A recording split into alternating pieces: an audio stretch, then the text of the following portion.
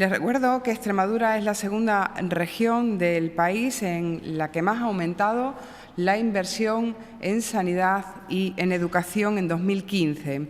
Además, está entre las comunidades autónomas de régimen común que más dinero destina a la educación por habitante. Y hoy damos un paso más con esta apuesta, con esta primera fase del Plan de Infraestructuras Educativas. Un plan que se enmarca en el contexto de consolidar la recuperación económica a la que apuntan prácticamente todos los indicadores.